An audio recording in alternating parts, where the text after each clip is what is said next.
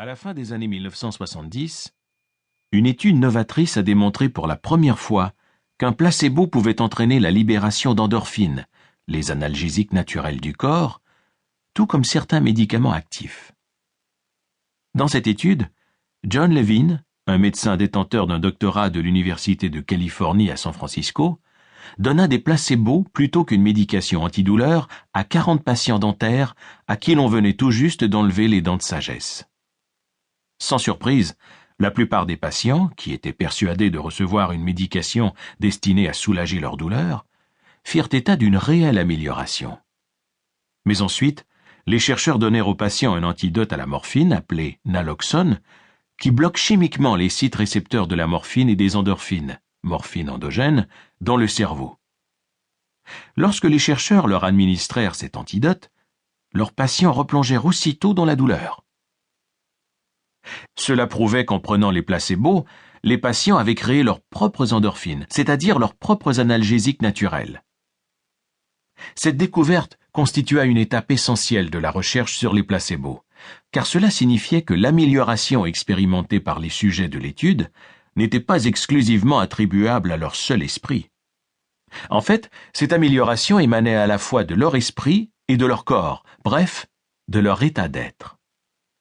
Si le corps humain a la capacité de produire ses propres substances biochimiques, incluant ses propres analgésiques, est-il également capable, lorsque cela est nécessaire, de libérer d'autres substances naturelles en puisant dans la variété infinie de composés chimiques qu'il contient, soit des médicaments naturels qui sont aussi, voire plus efficaces que les médicaments traditionnels prescrits par les médecins? Une autre étude, publiée dans les années 1970 et dirigée par le psychologue Robert Adair, titulaire d'un doctorat en psychologie de l'université Cornell, ajouta une dimension fascinante à la discussion portant sur le placebo, le facteur conditionnement. Le conditionnement, un concept popularisé par le physiologiste russe Ivan Pavlov, dépend de l'association de deux éléments.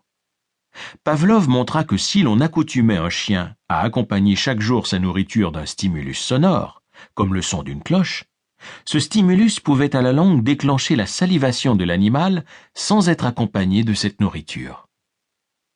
Avec le temps, les chiens étaient conditionnés à saliver automatiquement en anticipant la nourriture dès qu'ils entendaient le son de la cloche.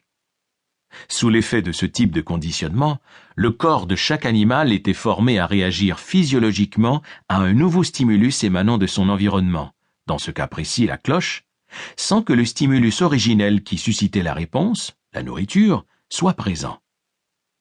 En conséquence, dans le cas d'un réflexe conditionné, nous pouvons affirmer qu'un programme subconscient, qui réside dans le corps, outrepasse apparemment l'esprit conscient, prenant ainsi en charge l'ensemble des réactions subséquentes. De cette façon, le corps est véritablement conditionné à devenir l'esprit, car la pensée consciente n'exerce plus alors un contrôle total.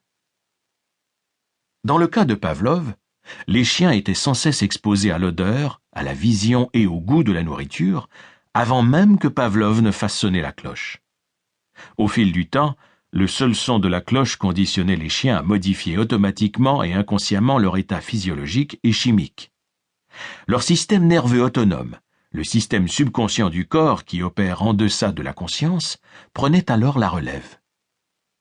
Ainsi, le conditionnement crée dans le corps des changements internes subconscients en associant les souvenirs anciens aux attentes des effets intérieurs espérés, ce que nous appelons la mémoire associative, et ce, jusqu'à ce que ces résultats attendus ou anticipés se produisent automatiquement.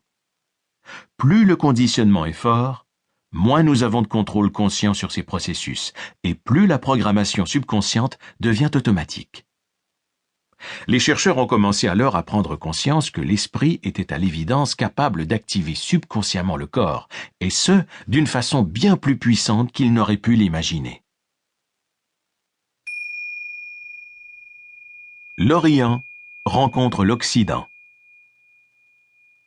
À cette même époque, la pratique orientale de la méditation transcendantale, enseignée par le gourou indien Maharishi Mahesh Yogi, s'était imposée aux États-Unis, stimulée par la participation enthousiaste de célébrités occidentales, à commencer par les Beatles dans les années 1960.